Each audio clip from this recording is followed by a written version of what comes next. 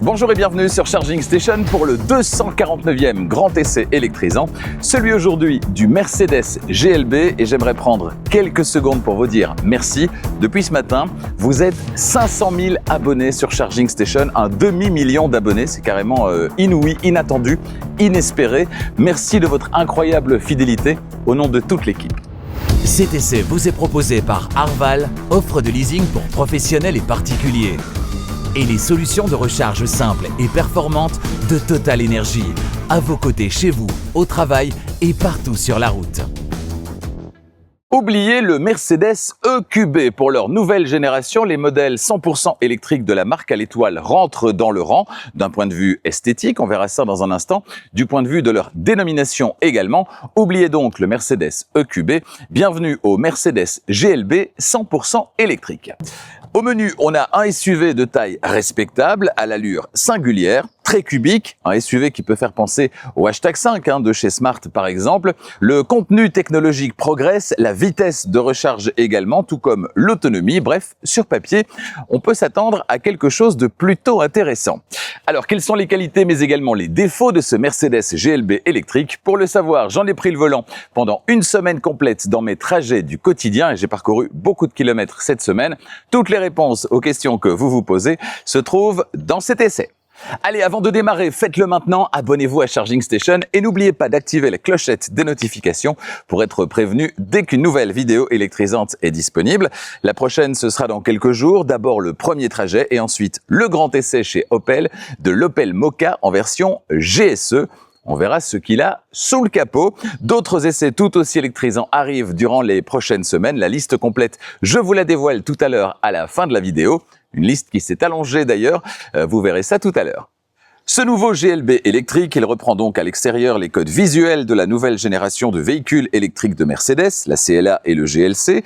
On retrouve des étoiles, beaucoup d'étoiles, illuminées à l'avant et même dans les phares. Cela dit, on a aussi ces éléments horizontaux dans ce qui évoque une calandre, des éléments qui donnent de la personnalité à ce SUV en évitant d'avoir quelque chose de trop lisse. Le profil est donc très carré, ce qui n'est pas forcément un avantage en matière d'efficience et donc de consommation, mais on verra tout à l'heure qu'au final, le GLB électrique s'en est vraiment bien sorti cette semaine. Les chiffres, je vous les dévoile à la fin de la vidéo. L'arrière est probablement la partie la plus clivante avec ce gros bloc dédié au feu.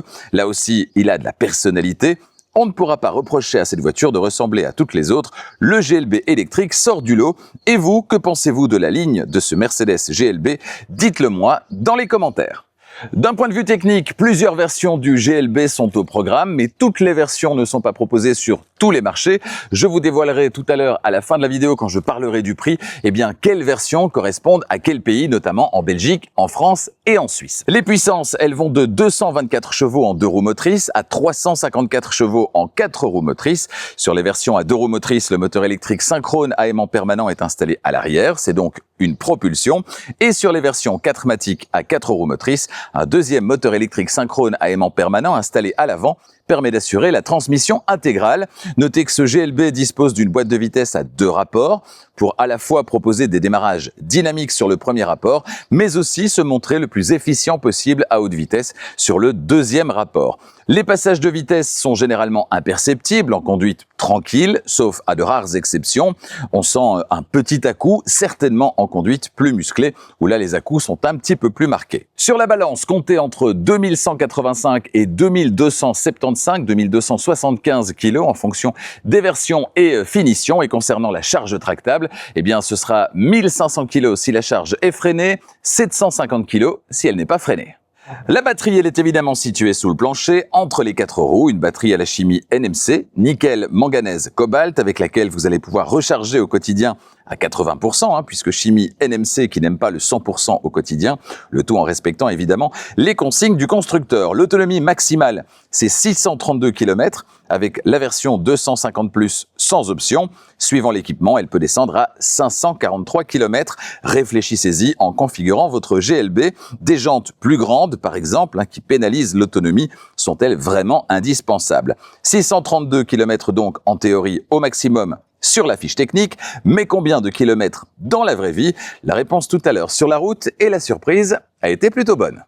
Elle se trouve à l'arrière, du côté droit, la trappe qui renferme les connecteurs de recharge avec en partie supérieure directement accessible. Il n'y a pas de petit cache à retirer. Merci aux joints en caoutchouc qui se trouvent ici sur la petite porte. En partie supérieure donc, le connecteur de type 2 pour la recharge sur le courant alternatif, celui qui circule dans nos rues et dans nos maisons. La recharge du quotidien. Puissance du chargeur embarqué de série 11 kW en option 22 kW. Une option intéressante à cocher dans la liste des options sur le bon de commande si vous avez accès régulièrement. Chez vous, c'est peu probable, mais peut-être sur votre lieu de travail ou dans l'espace public, à des chargeurs 22 kW sur le courant alternatif. En partie inférieure, on a le petit cache, alors qu'il n'est pas un cache en caoutchouc qui va pendouiller, non, c'est une petite porte à ouvrir, ça c'est très pratique. Le connecteur combo CCS, c'est en fait la somme des deux connecteurs pour la recharge sur le courant continu, donc au superchargeur, et là, selon les versions, ce sera 200 ou 320 kW de puissance acceptée pour un 1080 qui est réalisé très rapidement, entre 20 et 22 minutes, là aussi selon les versions. Avec cette version, ce sera 22 minutes en théorie. Évidemment, j'ai testé pour vous, vous me connaissez. Voilà ce que ça donne. Me voici arrêté à une station de recharge Total Energy, station flambant neuve qui dispose de bornes qui délivrent 400 kW de puissance, et il faut bien ça puisque cette voiture, elle en prend 320 sur le courant continu. J'ai ma carte Charge Plus de Total Energy, j'ai trouvé cette station grâce à l'application Charge Plus qui est totalement gratuite évidemment. Alors je vais maintenant passer la carte devant le lecteur, je branche le connecteur et c'est parti. Démarrage de la recharge à 12h23 plus 22 minutes. 12h23 plus 22 minutes, ça nous donne 12h45. Alors, ce qui est assez étonnant, c'est que la voiture, elle est censée supporter 320 kW de puissance de recharge. Et regardez, on est à 352, c'est-à-dire beaucoup plus que ce qui est dans la documentation. Bon, c'est plutôt pas mal, on va pas s'en plaindre, Bon, on est maintenant à 320 kW, sauf que entre-temps, on est déjà à 22%. Donc, entre 10 et 22%, elle a été au-delà de ce qu'elle accepte normalement, ce qui est assez incroyable.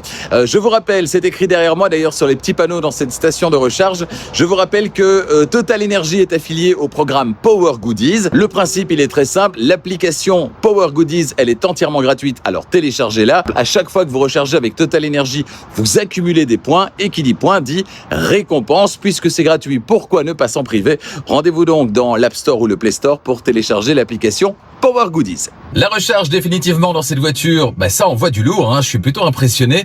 Midi 33, ça veut dire qu'on recharge depuis 10 minutes maintenant, et en 10 minutes, on a récupéré 240 km d'autonomie. En sachant que l'autonomie affichée au tableau de bord est plutôt réaliste, je l'ai constaté durant cette semaine, quand elle affiche 240 km ajoutés, on est peut-être à 230, mais on n'est pas bien loin, donc c'est très très réaliste, 240 km ajoutés en 10 minutes seulement.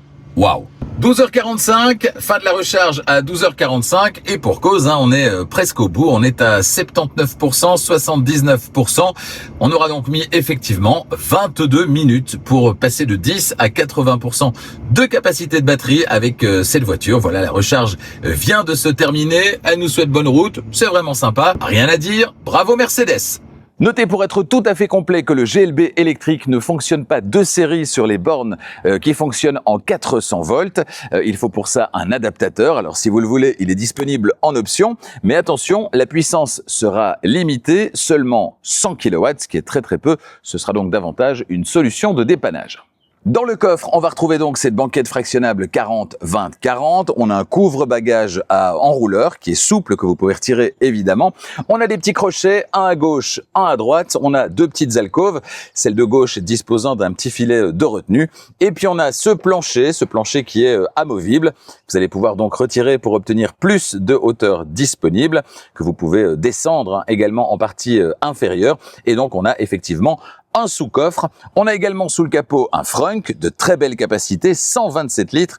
Malheureusement, pas possible d'y accéder comme dans le GLC, simplement en poussant sur le logo sur le capot. Il faut y aller à l'ancienne. Dans la suite de cet essai, je m'installe dans quelques instants à l'avant et je vous fais découvrir le tableau de bord de ce Mercedes GLB Tableau de bord qui ne sera pas très surprenant si vous avez déjà découvert l'essai par exemple de la Mercedes CLA. En attendant, me voici installé à l'arrière et là c'est un peu surprenant quand même. Il y a énormément de place, une belle hauteur sous plafond dirait-on dans l'immobilier. Énormément de place à l'arrière dans ce Mercedes GLB. La famille sera ravie, certainement si vous avez des grands adolescents qui mesurent peut-être comme moi 1m90, 1m90. Le siège est réglé pour moi et me voici donc installé derrière moi virtuellement. J'ai énormément de place au niveau du dos, bien installé, au niveau des genoux, vous voyez l'espace disponible ici. Les pieds, je peux sans aucun problème les caser sous le siège avant et du coup, j'ai les cuisses qui reposent parfaitement sur la banquette arrière. Je crois que j'ai rarement été aussi bien installé à l'arrière d'un véhicule électrique. Si on part du haut et qu'on descend, on a un toit vitré sur ce Mercedes GLB avec un excellent filtrage des rayons et notamment de la chaleur. Cette semaine, il a fait caniculaire ici comme chez vous d'ailleurs, j'imagine. Et pourtant, je n'ai pas eu le sentiment d'être écrasé par le soleil. Or, il n'y a pas de Vélum, donc c'est vraiment très très efficace. On continue à descendre. On a des poignées aux 4 places principales. 1, 2, 3, 4 et aux places arrière, on a même un petit crochet ainsi que de l'éclairage. En parlant de crochet, il y en a un ici également pour accrocher sa veste quand on est conducteur. Voilà, on ouvre la portière arrière et on accroche sa veste juste ici. C'est bien pratique. Sièges monoblocs qui ne sont pas les sièges de série. On a des sièges spécifiques. J'évoquerai ça dans un instant. Derrière les sièges, on a les petites poches aumônières, des petits filets. Entre les deux sièges, en partie supérieure, les 2 petites buses d'aération qui sont orientables et qui là m'envoient un petit air frais. C'est très agréable. Et puis plus bas, elles sont éclairées. Le contour est éclairé. Les 2 prises USB-C.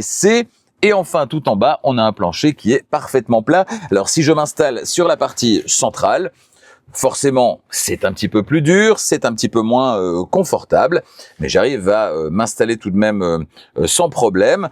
Ça sera réservé à des enfants, bien sûr, de manière occasionnelle.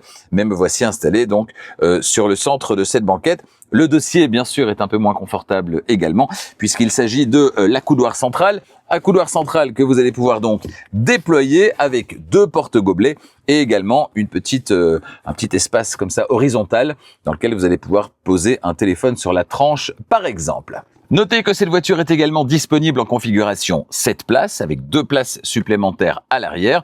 Dans ce cas-là, la banquette arrière est coulissante sur 14 cm pour privilégier tantôt l'espace aux jambes sur la 2e rangée, tantôt l'espace aux jambes sur la 3e rangée.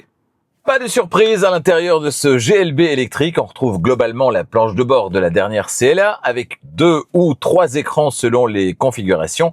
Ici, vous le voyez, seulement 2 écrans, pas d'écran passager optionnel donc, ce qui implique d'avoir ce grand plaquage en plastique brillant étoilé. Personnellement, j'ai connu plus cossu, c'est pas trop mon truc. Vous le savez, les plastiques brillants et moi, ça n'a jamais vraiment été une longue histoire d'amour. Rien à dire concernant les finitions, c'est très bien réalisé et concernant la position de conduite, le fait d'avoir un pare-brise plutôt étroit en hauteur, pas trop incliné, avec un dessus de planche de bord qui est très étroit et une voiture qui est assez haute, eh bien ça fait un peu penser, je l'ai dit dans la vidéo premier trajet, à un Mercedes classe G, toute proportion gardée évidemment, mais c'est plutôt rigolo, c'est plutôt amusant. Et vous, que pensez-vous de cet intérieur? Eh bien dites-le moi dans les commentaires. C'est parti pour la description du tableau de bord de ce GLB. En partie haute sur la portière conducteur, la poignée d'ouverture et le verrouillage centralisé. En partie intermédiaire, les vitres électriques avec le petit bouton à enfoncer pour commander les vitres arrière. Personnellement, ça ne me dérange pas. Les rétroviseurs électriques, rabattables à la demande et la poignée de fermeture. Et puis en partie basse, le vide-poche avec fond en caoutchouc antidérapant. Un vide-poche qui pourra accueillir une grande bouteille d'eau sans problème. Sur la planche de bord, à gauche du volant, le frein de parking électrique et les réglages des phares, et tout en bas de la planche de bord, bien l'ouverture du capot, on l'a vu tout à l'heure. Le volant, il est à réglage manuel. À gauche, vous allez retrouver le régulateur adaptatif limiteur de vitesse avec réglage de la distance par rapport au véhicule qui précède, et sur les véhicules équipés, la conduite assistée également. Et puis à droite, la commande vocale, le volume avec fonction mute et la navigation dans les infos de l'écran instrument. Alors comment ça se passe? Alors tout d'abord, on a 3 présentations générales au niveau de l'écran instrument, une présentation classique comme celle-ci avec des compteurs à gauche, à droite et un espace multifonction au centre. Si je balaye vers la droite, bien là, j'ai la présentation qui fait la part belle au Z à la conduite. Et si je balaye encore, bien là, la présentation qui fait la part belle à la carte du système de navigation avec, dans ce cas-là, les infos principales qui sont rejetées en haut ainsi qu'en bas, à gauche et à droite. On va revenir sur la présentation la plus classique. Et puis la partie centrale est également personnalisable. Là, on a un élément, un bout de la carte, hein, la partie la plus proche de la voiture. Si je vais vers le bas, on obtient le totaliseur. Si je vais vers le bas encore, la consommation depuis le départ, la consommation depuis la recharge, consommation depuis la remise à 0. Voilà, avec une autre présentation ici des informations. Et on revient sur la présentation de la carte. Voilà, on peut le dire, chacun y trouvera son compte, évidemment, en matière de présentation. Plusieurs options sont disponibles, ce qui me semble tout à fait satisfaisant. Derrière le volant, on a les palettes d'abord pour faire varier la récupération d'énergie au lever de pied de l'accélérateur. Et on a bien la conduite à une pédale dans cette voiture. J'y reviens dans la suite sur la route. Ensuite, les commodos avec à gauche les clignotants, l'appel de phare, les feux de route si vous laissez ce réglage en manuel et les essuie-glaces à l'avant et à l'arrière, et puis à droite le sélecteur de sens de marche. Face au conducteur, donc, on l'a vu derrière le volant, le premier écran, l'écran instrument d'une diagonale de 10,25 pouces. Pas d'affichage tête haute dans cette voiture d'essai, mais c'est disponible en option, tout comme la navigation avec réalité augmentée sur l'écran central. Au centre de la planche de bord, justement, le deuxième écran, l'écran central d'infodivertissement qui mesure 14 pouces de diagonale, et à droite, sur les voitures équipées, je le disais, l'écran passager optionnel d'une diagonale également de 14 pouces. Sous l'écran central, les aérateurs centraux du système de ventilation et en dessous, une ligne de commande avec les modes de conduite, aide au stationnement, extinction de l'écran central ou sa mise en mode nettoyage ou encore la désactivation du système. Au centre, les feux de détresse, puis la commande vocale, la touche mute et le volume. Plus en arrière, un espace pour smartphone avec recharge par induction. Entre les sièges, le double porte-gobelet avec séparateur amovible et sous la coudoir centrale qui s'ouvre latéralement en deux parties, un petit vide-poche amovible avec porte-carte également, c'est bien vu, et en dessous un espace de rangement entièrement recouvert de feutrine. Sous la console centrale, un espace de rangement ouvert avec un petit élastique de maintien, c'est pratique, et deux prises USB-C ainsi qu'un petit passe-câble vers l'intérieur de la coudoir centrale, c'est malin. Face aux passagers, la boîte à gants qui n'est pas très grande mais dont le fond est recouvert d'un tapis en caoutchouc antidérapant. Voilà pour la description de l'intérieur de ce Mercedes GLB. Avant de prendre la route, je vous propose d'aller faire un petit tour ici du côté du système d'infodivertissement. Écran de 14 pouces, on l'a dit, c'est une belle taille déjà, hein, c'est sympa. Écran positionné de manière horizontale. On a ici la page par défaut sur laquelle on va revenir à chaque fois qu'on va appuyer sur la petite maison. On a des widgets, hein, vous le voyez, on aime bien chez Mercedes avoir un maximum d'informations directement accessibles sans devoir rentrer dans les menus, des sous-menus, etc. Et ça, c'est vraiment sympa. Le téléphone se trouve donc ici. Ici, on a la partie audio. Si je veux directement avoir la radio, ça va se passer par ici, très simplement évidemment. Hop, je ferme ici, voilà. Ensuite, on a ici directement disponible le où aller dans le système de navigation. On a ici au-dessus, j'en reparlerai, la petite icône avec la limitation de vitesse. Ici, Apple CarPlay, Android Auto, vous allez pouvoir rappeler facilement à cet endroit-là. Ici, tout ce qui est connectique, l'heure, etc., etc. L'assistant qui se trouve ici toujours disponible. On a en dessous une ligne de commande avec au centre la petite maison dont je parlais, la touche retour. Ici, l'accès à l'ensemble des applications, avec des petits sous-menus, notamment pour la partie jeu qui se trouve ici. Voilà. Et puis ici, la partie voiture. Pour les réglages principaux, ça se passe ici. Pour des réglages plus profonds, eh bien, on ouvre tout et vous avez accès à l'ensemble. Voilà, tout ça est bien fait. On a ici la partie climatisation et les réglages des sièges, notamment les sièges chauffants pour le conducteur et pour le passager. Le système est évidemment extrêmement réactif.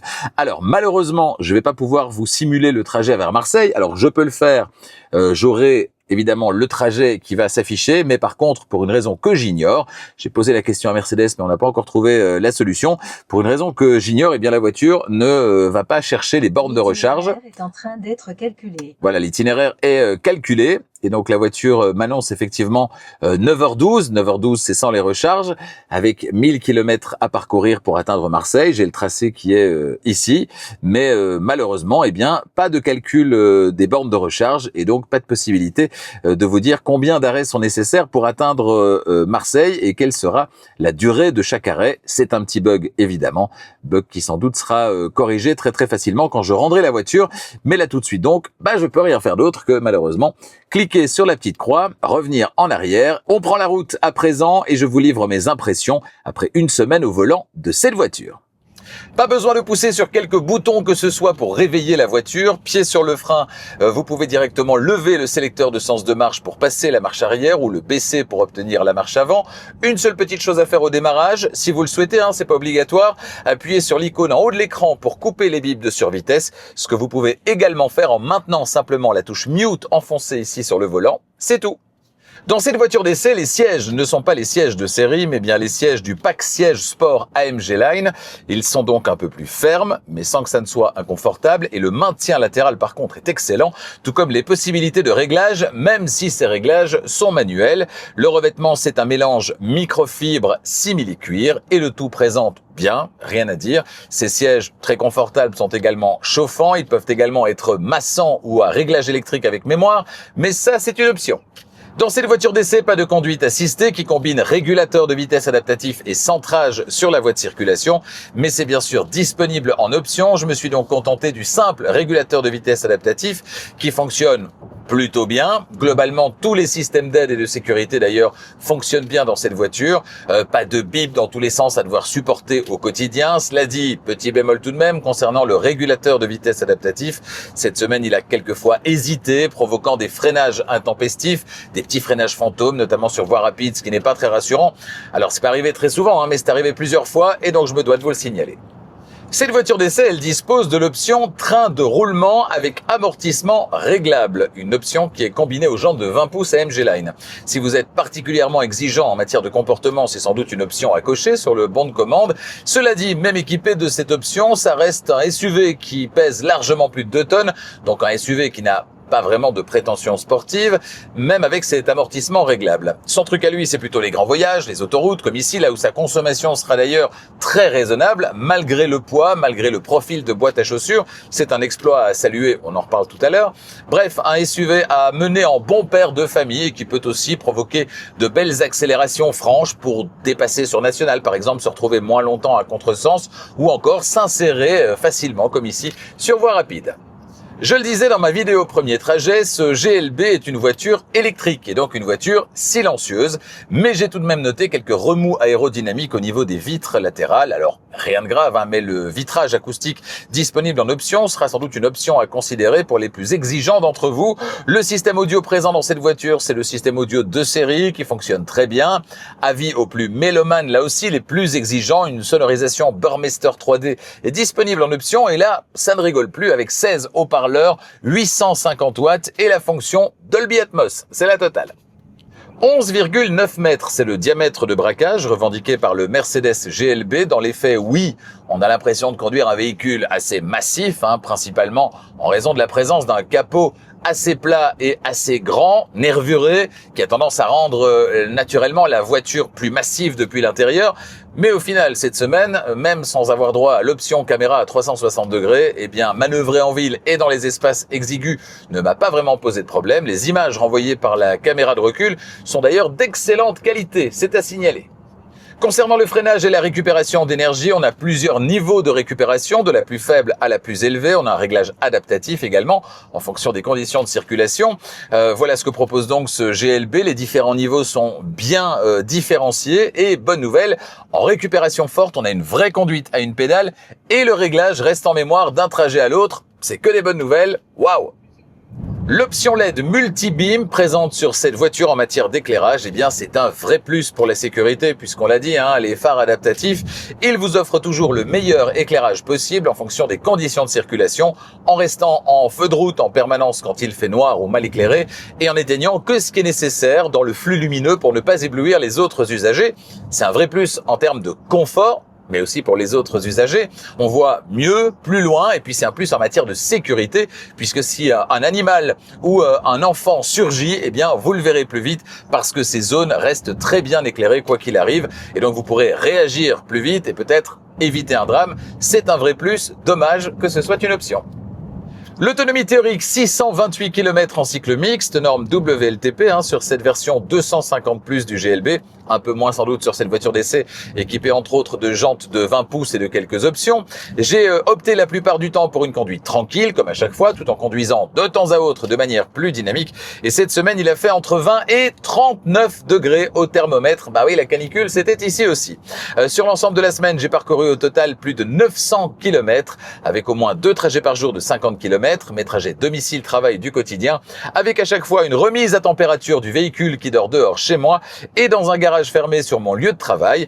Des trajets domicile-lieu de travail qui se font majoritairement sur autoroute en ce qui me concerne, je vous le rappelle. Et puis dans ces 900 km, il y avait un trajet aller-retour vers l'Ardenne, ça monte, et un trajet aller-retour vers le circuit de Spa-Francorchamps dans les Fagnes. Là aussi, ça monte fort. On a donc ici plus de 70%, 70% d'autoroute avec des trajets autoroutiers, donc exigeants, les températures proches de 40 degrés en journée, bref, des conditions loin d'être idéales pour une voiture électrique. Mais en tenant compte de tous ces paramètres, eh bien, je suis arrivé à une consommation moyenne, au final, très raisonnable, 18 kWh au 100. Cette valeur, elle va motoriser un bon 450 km réels sur une seule charge, dans mes conditions très compliquées de parcours et météo de cette semaine. Si on ajoute à ça une recharge très rapide, voilà qui devrait achever de convaincre les sceptiques qui pensent encore que l'électrique, ce ne sont que les contraintes. Me voici de retour à l'extérieur pour vous parler du prix de ce Mercedes GLB. On l'a ici en version 250+. Les options dont cette voiture est équipée, la peinture métallisée, c'est le gris alpin, l'amortissement réglable, l'attelage, le tapis de coffre réversible, les phares LED adaptatifs, les sièges sport AMG Line, le pack night ou encore les jantes de 20 pouces signées AMG. Total de la facture en Belgique, 69 871 € et 45 centimes. Surfez sur le site internet de Mercedes qui correspond à votre pays, configurez votre GLB électrique idéal et déterminez votre prix.